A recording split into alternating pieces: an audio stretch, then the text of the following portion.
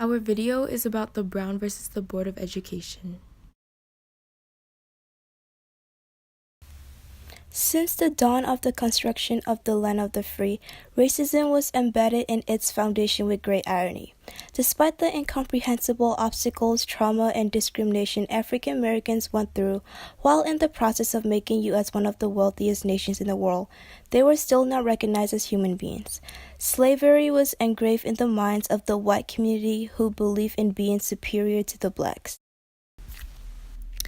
They dehumanized, tortured, and even murdered a great number of innocent African Americans simply due to a portrayal of different color of pigmentation upon one's skin.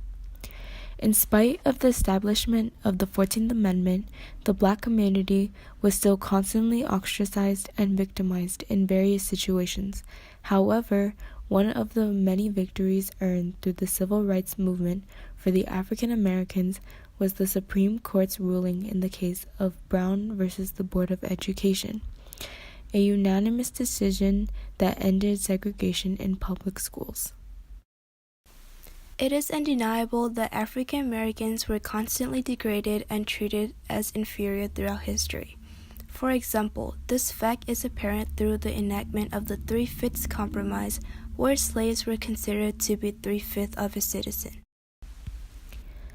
During the years preceding the Brown case, the reality in America was demonstrated by racial segregation. Racial segregation was enforced by non-written rules until the case Plessy v. Ferguson in 1896. This affirmed the policy and represented as a precedent.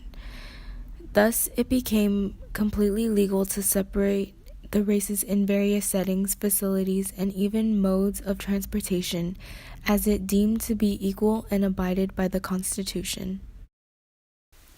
One of the most common settings in which racial segregation was enacted was in public schools, an essential part in a child's growth in becoming an intellectual. Regardless of the fact that racial segregation does not violate the 14th Amendment, it does violate one's rights in receiving fruitful education and the ability to achieve academic success. The majority of the schools that permitted African Americans to attend had poor conditions, less competent teachers, and inadequate supplies compared to the schools specifically for the whites. By the 1950s, the National Association for the Advancement of Colored People, also known as the NAACP, was diligently and meticulously denouncing racial segregation in public schools and demanding for a change. In 1951, a plaintiff named Oliver Brown filed a class action lawsuit against the Board of Education of Topeka, Kansas, after his daughter, Linda Brown, was denied access to an all-white elementary school in Topeka. Linda Brown, a third grader at the time, had to take an unconventional journey every day to get to school. She had to walk 6 blocks to the bus stop to make a trip of 1 mile away to a segregated black school, Monroe Elementary, although Sumner Elementary, an all-white school, was only 7 blocks away. When the case went to a district court, it ruled in the favor of the Board of Education by stating that public school segregation had a detrimental effect upon the colored children, as it made them feel inferior, but the policy still upheld the separate but equal doctrine, while setting the precedent set by Plessy v. Ferguson case. As Brown's case reached the Supreme Court in 1952, it was combined into a single case with 4 other similar cases under the name of Brown v.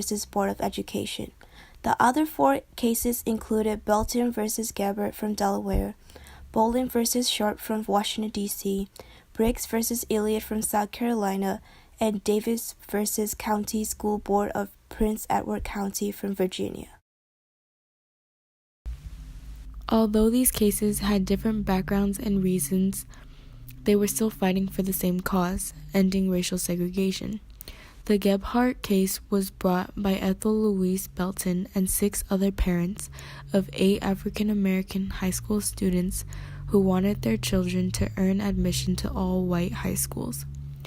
The Bowling versus Sharp case consisted of a group of parents, the Consolidated Parents Group, suing the Board of Education of the District of Columbia as the principal of Johns Philip Sousa Junior High denied entry for 11 African American students admitted to the high school. The Briggs versus Elliott case in summation challenged school segregation in Somerton, South Carolina.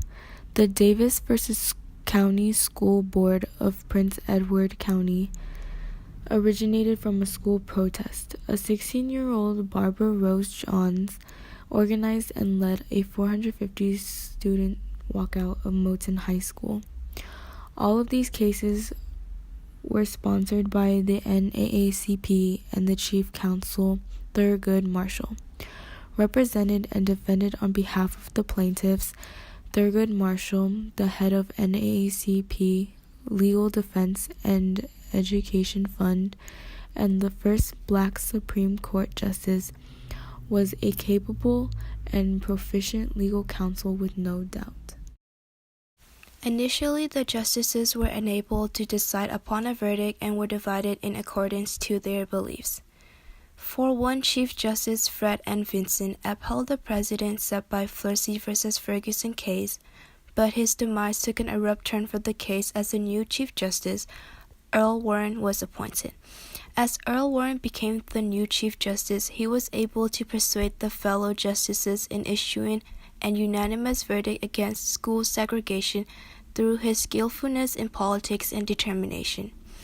The verdict issued on May 17, 1954, had a unified stand against racial segregation. As Warren states, in the field of public education, the doctrine of separate but equal has no place, as segregated schools are inherently unequal. As a result, the court ruled that the plaintiffs were being deprived of the equal protection of the laws guaranteed by the 14th Amendment. The Supreme Court's decision in Brown v. Board of Education case symbolized a pivotal moment in the history of African Americans, as it granted access for everyone to possess equal opportunities in acquiring education. This event further confirmed the fact of how racial segregation is indeed in violation of the 14th Amendment and thus unconstitutional. Separate educational facilities were inherently unequal, as it deprives one's rights in achieving academic success to its greatest extent. One's potential should not be undermined or forbidden to be expressed simply due to a different skin color. The decision made in Brown v. the Board of Education paved way for more progressive and unprejudiced mindsets in the future. It also inspired various individuals to continue to challenge for the rights that they deserve, and for the rights that they have been denied, and for the rights to make all human beings equal. Although the Supreme Court's decision exceptionally applied to public schools, it suggested that racial segregation should not be tolerated in any other public facilities. African Americans were first brought into the United States as slaves. They were not considered human beings nor equal to the white community. They were stripped away from their homeland, their families, and their basic human rights. The Supreme Court's decision in Brown v. the Board of Education was a turning point in race relations in the U.S., as African Americans were always treated as inferior from the very beginning. Its significance cannot be ignored. The decision represented as one of the victorious moments in the history for the Black community, as they were considered to be equal as the whites in public settings for the very first time. The verdict marked the fall of racial segregation in public schools and granted equal access to anyone that intends to gain an education.